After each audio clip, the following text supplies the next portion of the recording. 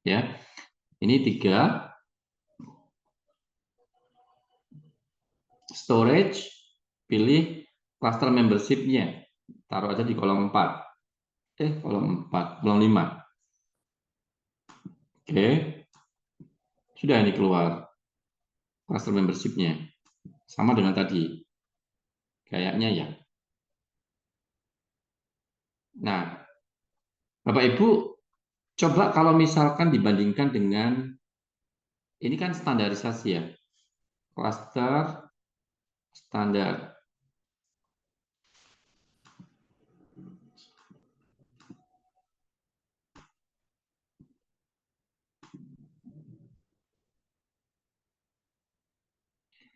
Kalau misalkan dia tidak distandarisasi, coba.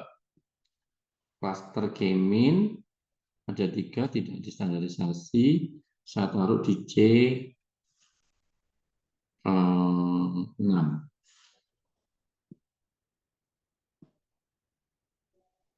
Hasilnya beda ya. Jadi ini cluster no standar. Nah, Bapak Ibu kalau membandingkan hasilnya SPSS dengan MITEB untuk yang standarisasi ini berbeda. 1, 2, 3, 3. Kalau di SPSS itu 1, 3, 2, 2.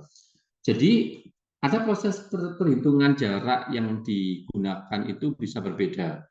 Ya, jadi kalau di antara MITEB dengan SPSS itu ada standar, ada proses hitungan jaraknya sendiri. Sebenarnya kalau terus pertanyaannya kan, terus mana yang harus saya pilih?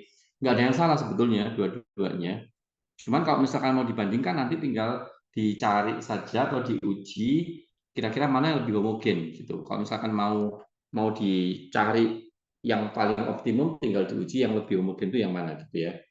Nah, oke, kita kembali ke sini. Kalau sudah dapat seperti ini, tadi kan saya bilang eh, ya sekarang berarti tinggal mencari karakteristik dari klasternya itu seperti apa.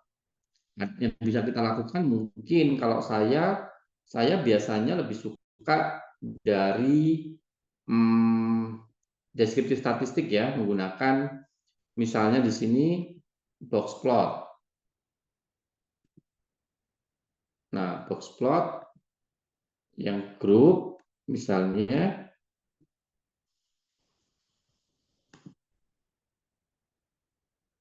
masukkan, kemudian di sini adalah klasternya.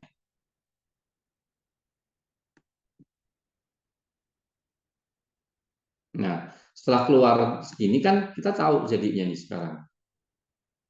Oke. Oh, misalkan gini ya. Oke, klaster satu. Klaster satu itu isinya adalah kota-kota di mana working hour-nya itu pendek, price-nya working hour-nya pendek, kemudian price-nya cenderung tinggi, kemudian salary di sana juga sangat tinggi. Oh, enak banget ya. Working hour-nya pendek, kemudian salary-nya tinggi, tapi price-nya juga tinggi. Ini tipikal kota-kota yang seperti apa ini? Kota yang boleh dibilang maju begitu ya, atau kota apa ya, metropolitan mungkin gitu ya. Nah, cluster 2. Cluster 2 ini working hour-nya sedang, kemudian price-nya juga so-so, sedang, tapi salary-nya cenderung rendah.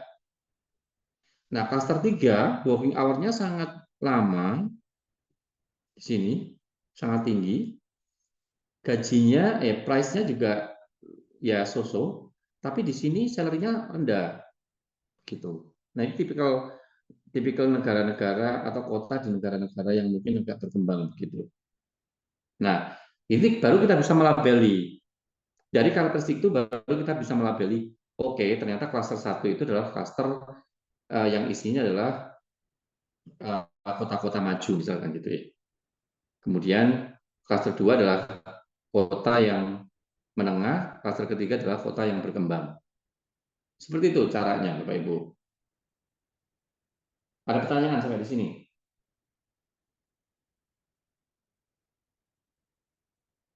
Prof, izin Prof. Tadi saya Oke. sempat kena kena dislike dikit. Tadi untuk nyoba-nyoba yang Minitab ini filenya yang pakai .sav juga ya Prof ya?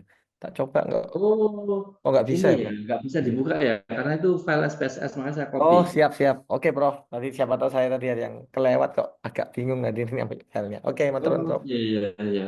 Sebentar. Nggak bisa dibuka ya kalau nggak punya SPSS ya. Saya simpan Iya aja. Prof. Tadi nyoba ke apa? Ke ini nggak mau dia Prof. Banner Berarti dia pada tadi. belum ini dong. Pada belum saya copy di Excel aja mungkin supaya lebih Iya Prof. ini ya, lebih fleksibel. Maturun Prof. Ya. Iya, saya tuh bingung. Malah saya pikir kelas ini tuh yang SPSS, makanya saya tanya dulu dari awal. Karena kelas sebelah itu di SPSS diajarinya. Izin tanya, Prof. Iya, silakan. Tadi waktu penentuan klasternya itu jumlahnya 3 itu eh, karena kita menentukan sendiri atau based on karena dia ada working hours, price sama salary, Prof. Oke. Jadi itu justifikasi dari peneliti sendiri. Jadi tidak ada aturan harus berapa atau tidak ada hubungannya sebetulnya dengan jumlah variabelnya. Ya, jadi gitu sih Bu. Jadi eh, misalkan Ibu pengen berapa klaster gitu. Biasanya sih tidak terlalu banyak ya. Kalau klaster terlalu banyak itu nanti karakteristiknya jadinya agak bingung nanti melabelinya. Gitu. Jadi subjektif sebetulnya mau berapa. Oke, saya kirim di chat ya datanya. Silakan bisa dicoba. Yang SPSS juga bisa kan setelah ketemu apa namanya cluster membershipnya tadi dibuat box plotnya gini aja sudah bisa ketemu karakteristiknya gitu ya. Sekalian tanya, Silakan Prof. dicoba. Untuk di Ya, SPSS box plot ini ada nggak, Prof? ada pastinya. Terus tadi kan Nah, saya lihat di graph, tadi di box plot ini kan kotaknya itu kan kayak candlesticknya saham ya. Jadi ada yang ketarik ke atas yang lebih besar, ada yang sama garisnya antara atas sama bawah. Itu punya ya, arti nggak, Prof? ayo. Ini kan deskripsi statistik ya masih basic ya. Ayo, komponennya membaca box plot ini gimana? Ada yang tahu nggak? Mungkin ini ya, ini aja. Ayo, saya pengen tanya yang lain dulu. Atau lebih lengkap yang ini sebetulnya. Ini. Ini berarti belajar membaca box plot ya. Jadi box plot itu komponennya dibangun dari ini sayangnya mohon maaf saya nggak bawa ini ya yang apa pad untuk bisa nulis itu. Nah ini kelihatan kan ya. Box plot itu dibangun dari tiga angka. Ada Q1, tiga Q1, Q2 sama Q3 ya. Jadi ada Q1 itu adalah batas bawah, Q2 itu mediannya, itu yang ada garis di tengahnya. Kemudian ada Q3 itu yang di atas ya. Jadi box box ini adalah Q3. Ini median, ini Q1, ini adalah Q3 batasnya. Kemudian ada interquartile range. Jadi kalau di sini ada IQ range ya. Ini adalah batas bawah, batas atas. Itu adalah batas bawah ini adalah Q1 dikurangi dengan 1,5 interquartile range, batas atas ini adalah Q3 ditambah dengan 1,5 kali interquartile range. Ini yang akan menentukan nanti apakah pengamatan itu ada outlier atau enggak. Jadi yang bintang-bintang ini outlier, ya Bu ya. Jadi kalau ada pengamatan yang berada di luar batas bawah dan batas atas, maka dia disebut dengan outlier.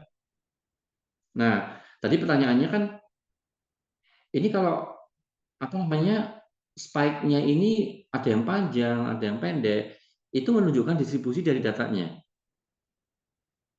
Jadi kalau misalkan datanya di sini ada spike yang panjang di sini ke atas, lebih panjang, berarti dia datanya cenderung atau skew ya, skew kanan gitu. Jadi dia ada data apa namanya yang ekstrim di kanan, yang besar dan sebaliknya. Nah, kalau misalkan lebar dari box ini sama, antara jarak antara Q1 ke median dengan Q3 ke median ini sama, maka itu berarti distribusinya cenderung normal. Kayak gitu, Bu. Paham nggak? Iya, Prof. Makasih, Prof. Ya. Jadi itu menunjukkan distribusi dari datanya. Apakah normal atau skew itu miring, atau ada data ekstrimnya kayak gitu-gitu. Ya. Jadi kalau jarak, kalau ininya yang median ini tengah-tengah, itu berarti dia indikasi dia normal datanya, distribusinya.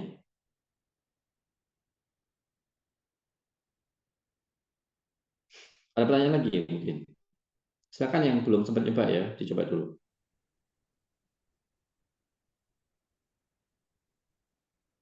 Prof, izin bertanya. Ya. Kalau misal case-nya kita mau ngelompokin jenis customer gitu ya berdasarkan penjualannya, ini kan pasti ada data outlier. Nah, misalkan kita ngelakuin statistik deskriptif dulu di awal, kita tahu nih bahwa ada beberapa customer yang penjualannya lebih tinggi dibanding customer lain. Nah, ketika kita mau clustering, apakah kita nge-exclude customer-customer yang penjualannya ini tuh lebih tinggi atau bisa dimasukin ke dalam klasternya aja? Iya. Jadi tergantung tujuannya sebetulnya ya. Jadi kadang kan gini, kita kalau misalkan sudah tahu customer yang ekstrim ini akan diterima